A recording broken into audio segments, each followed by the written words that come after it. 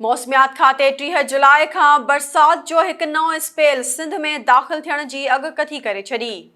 कराची में अॼु सुबुह खां ॿीहर बरसात शुरू थी वई। गुज़िरियल राति पयल बरसात सबबि शहर जे अहम शाहराहुनि समेत रोडनि रस्तनि ते पाणी बीठल आहे।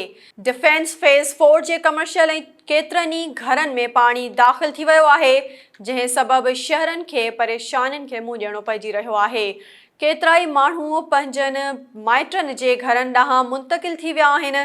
सदर ऐं टावर्स समेत पुराणे कराची जा रोड रस्ता पाणी हेठि अची विया।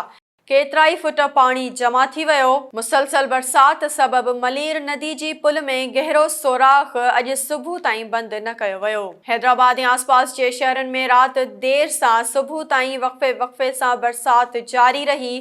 कासमाबाद, लतीफ़ाबाद, हुसैनाबाद, गाड़ी खातो, स्टेशन रोड, प्रेटाबाद समेत केतिरनि ई इलाइक़नि में बीठल पाणी अञा ताईं नाहे कढियो वियो। पनोआकिल में गुज़िरियल 24 कलाकनि खां वठी वक़्फ़े सां किथे हल्की त किथे तेज़ बरसात जारी आहे।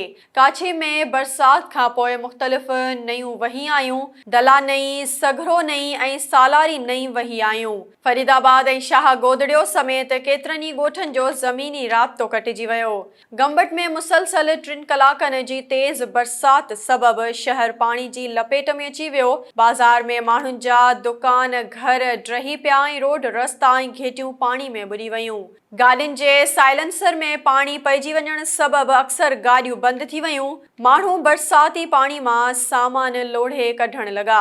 इस्लाम कोट में बरसात तबाही मचाए छॾी। केतिरा ई कचा घर ड्रही पट पइजी विया ऐं केतिरा ई पाड़ा ॿुॾी विया। इंतज़ामिया पाणी नेकाली लाइ एंगरो खां मदद तलब करे वरिती। साहिली पट्टी जे शहर बुहारा में बरसात केतिरा ई कलाक जारी रही। वोणनि ऐं सारियुनि जी फसलुनि खे सख़्तु नुक़सान रसियो आहे। केतिरा ई ॻोठ पाणी हेठि अची विया। मालबंद माण्हू लॾ पलाण करे रहिया आहिनि। फ़कीराबाद में राति देर ताईं हलंदड़ चौमासे जी तूफ़ानी ज़ोरदार बरसात तबाही मचाए छॾी।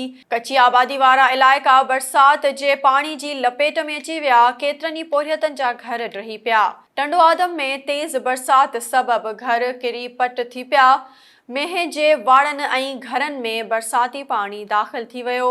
ॻोठ पीरल माकोड़ाणी में मरहूम रसूल बख्श उर्फ़ नथू माकोड़ाणी जे घर जी छित किरण सबबि 10 साला नींगर ऐं मरहूम जी बेवा शदीद ज़ख़्मी थी पिया ऐं घर अंदरि बीठल 2 बकरियूं मरी वयूं।